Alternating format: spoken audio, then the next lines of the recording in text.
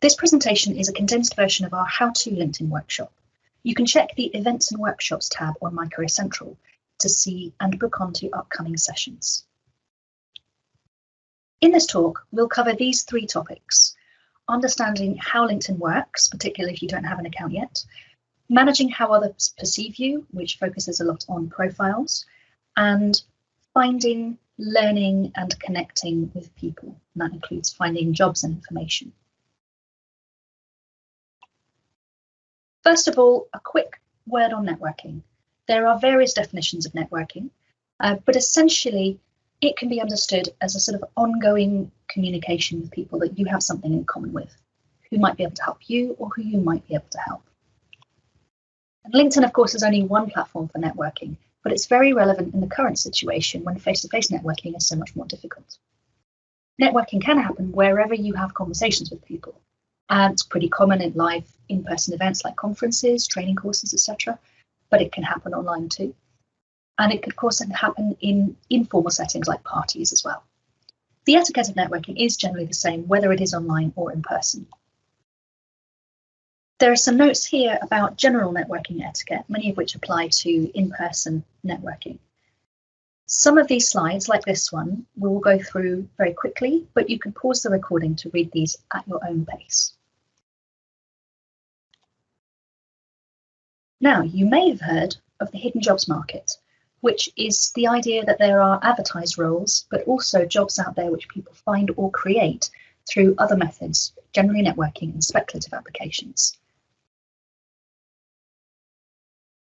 This slide shows a range of activities set out on a continuum of sort of the least to the most time, the ones that take the least and the most time and effort. You can also use these methods strategically to help you achieve your aims. And to clarify, an information interview is a term that means having a chat with someone about their job. Again, this can be done formally or informally. And the idea is that you talk to someone, you ask some questions, you're not explicitly looking for a job, but in the process you build rapport with somebody, hopefully, and you can gain valuable information that you can use in the process of preparing to make a speculative application, for example. So you might have a chat with somebody who's working at a certain company that interests you, and you ask them about the recruitment methods for that company, or you ask them about the kind of things that they value as an organisation to help you tailor your application. You might ask who you should send a speculative application to make sure that it goes to the right person, get their name, their job title, their contact details. That is very valuable. And sometimes these people will be willing to help you further by helping you to facilitate arranging some job shadowing, some volunteering, or letting you know when there might be vacancies. Now, these things are never guaranteed, but information interviews or chats with people can lead to many things. So we encourage you to try doing these activities and seeing if you can use them strategically to help you get to where you want to go. And this can be one of the biggest benefits of LinkedIn, because it can help you with all of these. So moving on to part one about how LinkedIn works. It's the largest professional social network in the world. It's great for helping you manage contacts, showcasing your abilities and your experience, helping you research and interact with people and employers. And of course, there are a lot of jobs posted on the site. You can build your network to see people. And in fact, you have to do that. You can view the full profiles of people in your network, which is people who are up to 3 degrees of connection away from you. And many people, if you can't see a lot of search results, a lot of the time it's because your network is pretty small. So you may find that you need to set up at least a basic decent profile and then connect with as many people as possible to make the site useful to you. It's very helpful to be able to navigate the homepage. If you have a Facebook account, you will recognize some similarities, which is deliberate. So you'll see a bar on the top, which you can use to access things like your network, search for jobs, check messages, check updates. And in the middle, dates from your contacts or from organizations that you might be following. And you can see an overview of things like who's viewed your profile, click onto your connections, see what kind of activities you've had or engagement you've had with any posts that you've shared, etc. We really recommend that you customize your settings early on, and you can do this by clicking on your profile image in the top right-hand corner and then changing those settings, and you can see the different types of settings along the bottom, and that will allow you to control what others can see on your public profile. It can help you to make yourself anonymous when you're viewing other people's profiles, because the default is set that people can see when you look at their profile. This is seen as perfectly normal, so not something to worry about. You can decide the frequency and type of notifications that you receive, and this can be valuable because otherwise you might get quite a few emails from LinkedIn. And you can change how LinkedIn uses your data, for example, looking at advertising and whether you're happy for them to access that information for personalized advertising. One thing we really encourage you to do is think carefully about how you want LinkedIn to help you. We know that many people set up a LinkedIn account because they're told they should be on LinkedIn, but they don't necessarily understand why. But there are a lot of benefits to using LinkedIn. So have a think about which of these benefits might be important to you right now. And of course, this could change over time. So you might want to build and maintain your professional network. You might want to be raising your profile and managing your reputation by working on the information that you share about yourself. You might want to be using it more for research, so looking at careers information, and that can really help with making all sorts of different career decisions, from further study to career paths to what kind of companies to approach. And you might also want to use it to find and interact with potential employers. Now, moving on to how other people perceive you.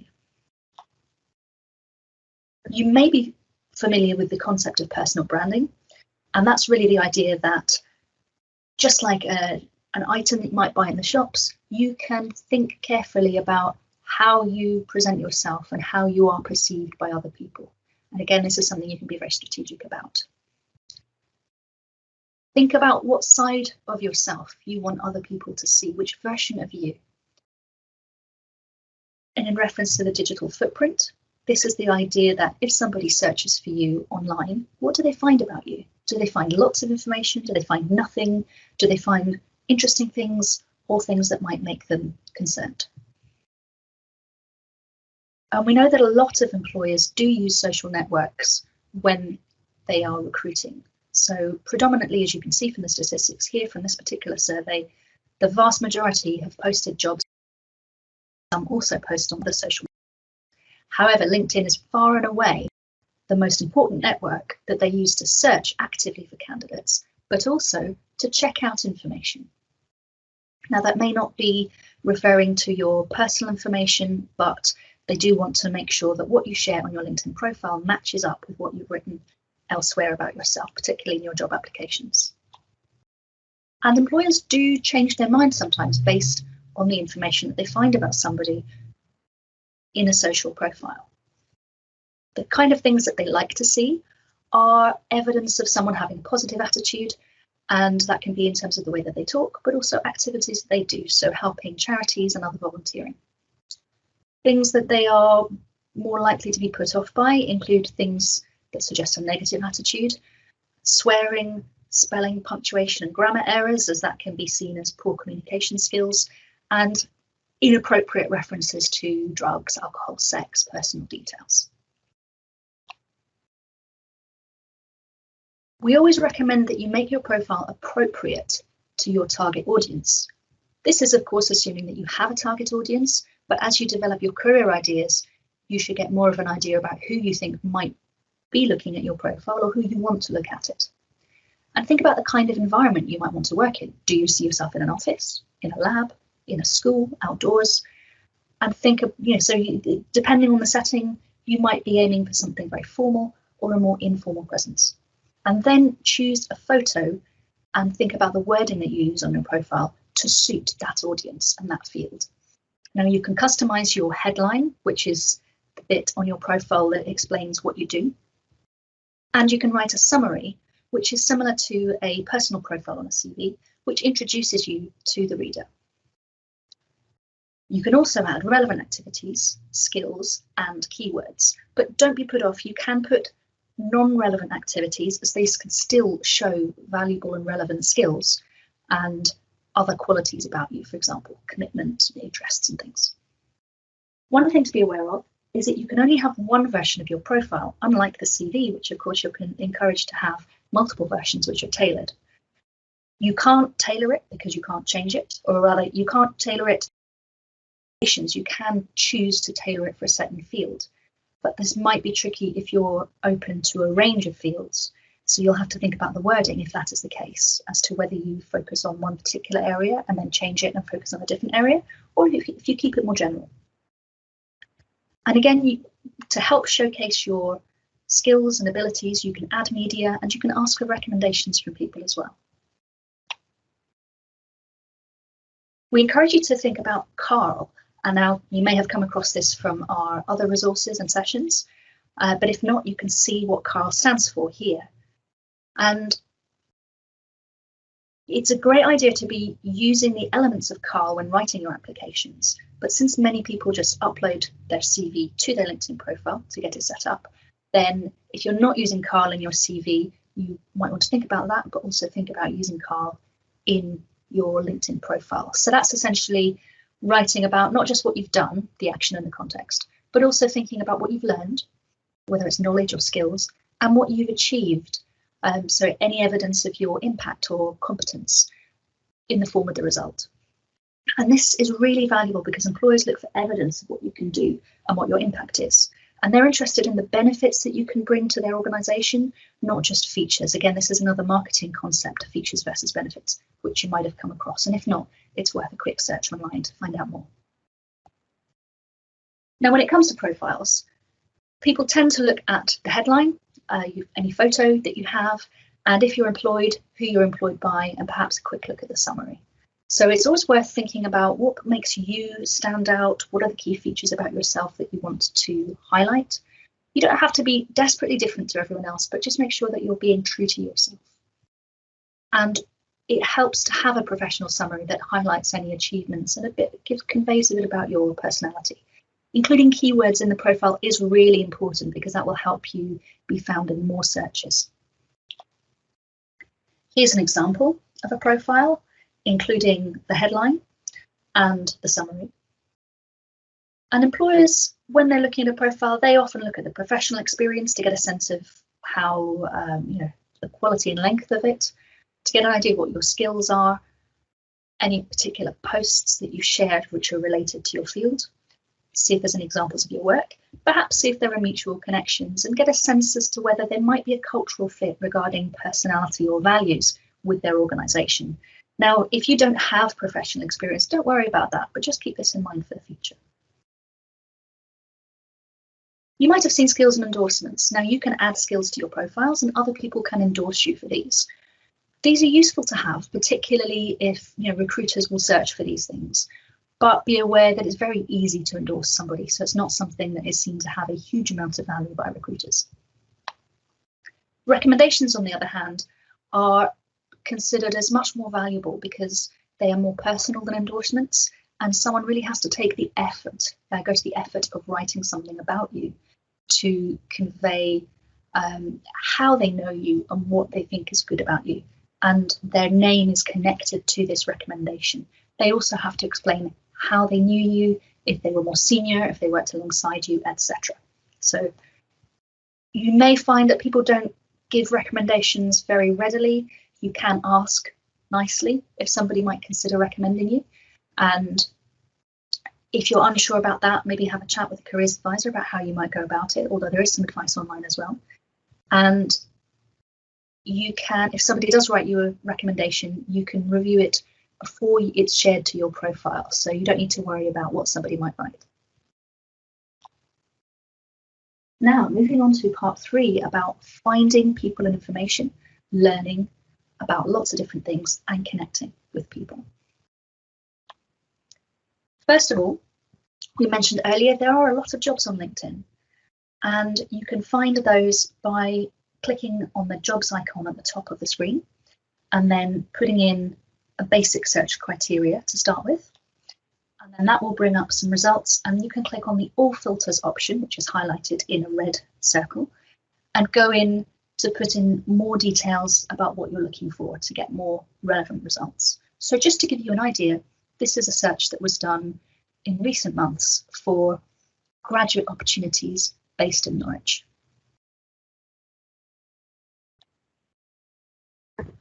One of the real benefits of LinkedIn is researching career paths, which can be a big mystery to a lot of people. So, for example, you might be doing a certain degree and you want to know, what can people with my degree do? So you can search using, for example, the alumni search from your degree, from your university. You can explore what other people who've had that degree have gone on to do. Or you might be using it in a different way, where you're aiming to get to a certain position and you want to search for people who are already in that role and then look through their profiles to see how they got there. For example, seeing what jobs they got, what degrees they did, etc. And that can be really helpful sometimes to bust some myths. For example, I have worked with history students who were interested in HR roles, but thought that that wasn't a possibility for them with a history degree. But we were able to do a search on LinkedIn and see that actually quite a lot of HR staff seem to have history degrees, and that is absolutely possible. And that's often the case. So perhaps before you make career decisions based on things that you believe, check them out using LinkedIn and make sure that you're making the best decisions possible. It can also more generally help you explore people or job roles in a certain sector or a certain organisation, and you can search by location as well. So there are many different ways you can narrow things down to get a better idea of what's out there that you might do. And you can learn just by looking at people's profiles and looking at company profiles, as mentioned. And you can also use it to reach out to people using LinkedIn, find some interesting people and reach out to them for an information interview, for an initial chat, and talk to them and start building your network. It is worth being aware that free accounts do have monthly search limits. So that means that it's not clear exactly how many searches you can do. LinkedIn doesn't publish that information, but it will warn you when you are near your limit. And that limit applies both to the number of searches that you can do and the number of results you get per search. So if you plan to do a lot of searching, it might be worth doing it towards the end of the month, or perhaps taking advantage of the free month trial of the premium account, which doesn't have search results restrictions in it.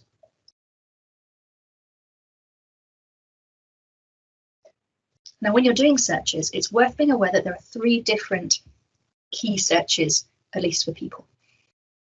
There's a basic search, an advanced search for various things, and you can do an alumni search based on a particular educational institution. And within those searches, again, you can often use many criteria such as people's names or job titles, the schools or universities that they've been to, the organisations that they do work or have worked at, locations that they're based in, and certain keywords related to the role or your discipline, for example.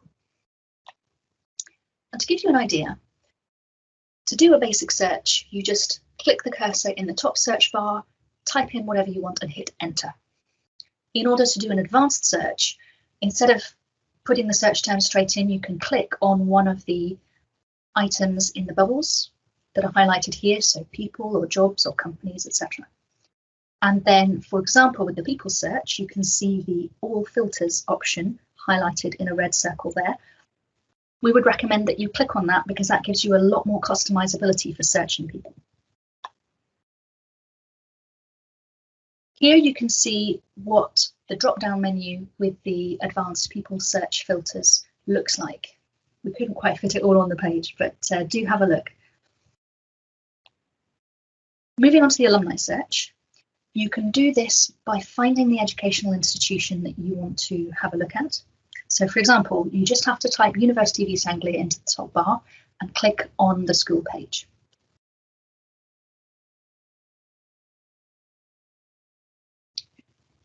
Then you can see the number of alumni, which does include current students who are on LinkedIn.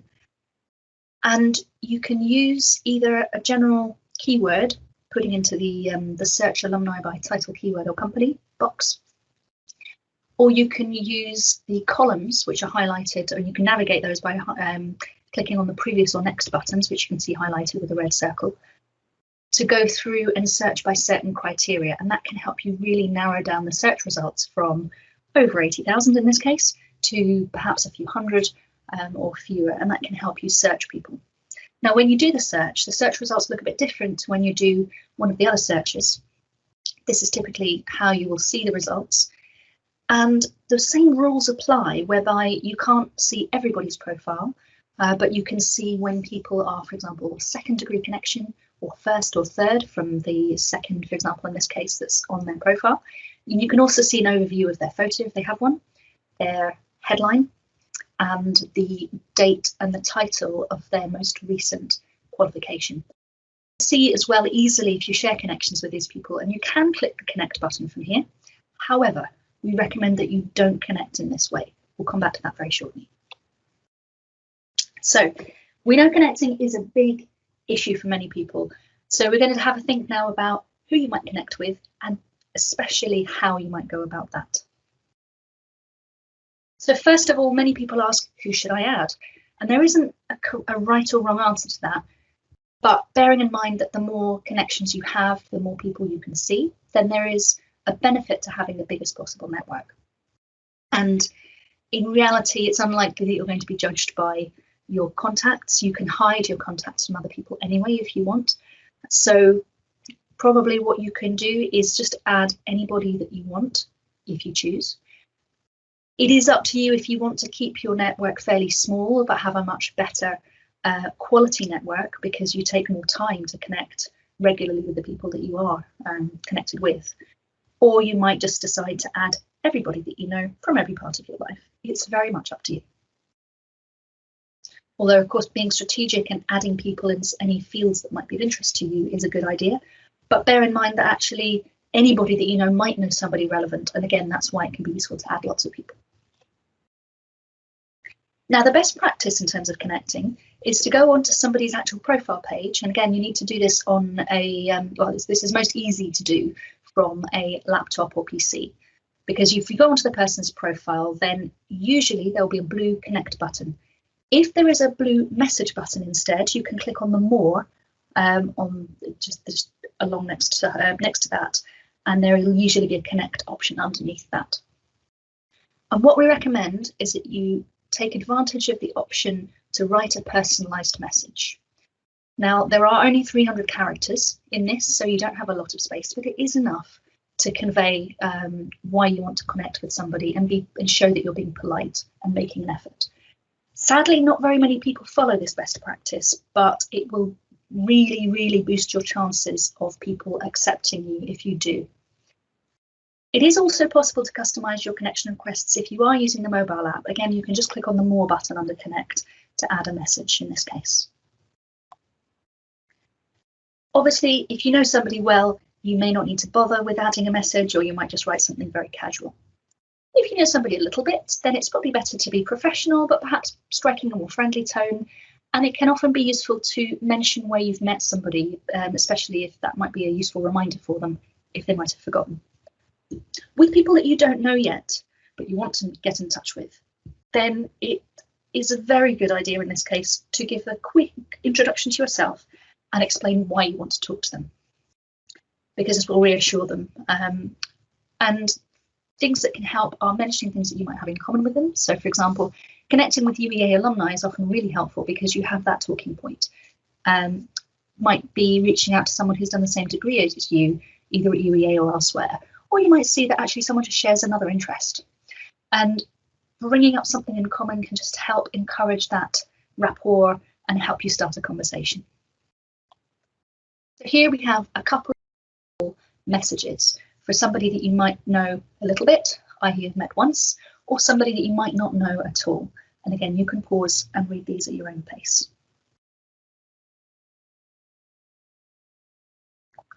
When it comes to connection etiquette, be aware that you and others can accept or even report a connection request. But reporting of requests is extremely rare and only likely to happen usually with recruiters who are writing inappropriate connection requests. Usually the worst that will happen is you'll be ignored. But do be aware that if you don't receive a response, it might not be because someone is ignoring you. Some people simply don't read their LinkedIn messages for months. So don't be surprised if perhaps you get quite a delayed response. And be aware that you can ask people for help, and many people are happy to help you. But if you do this, you'll boost your chances of being successful if you are realistic about what you're asking for, if you strike a friendly but polite tone and get to the point quickly so that people don't feel like you're wasting their time. And of course, don't harass people by contacting them multiple times if you haven't had a response. It's also fine to remove old connections if later down the line you feel they're not relevant. If you want to grow your network quickly, then there's some easy ways to do that. You can connect with other people who have big or relevant networks. So for example, connect with UEA Career Central, with the UEA alumni team profile. Think about your school's careers advisor. You can also join the UEA alumni group, even when you're still a student. And you don't have to worry about having a great profile beforehand. Just make sure your degree is on there. As you get more confident with LinkedIn, you might want to experiment with some of the more advanced features.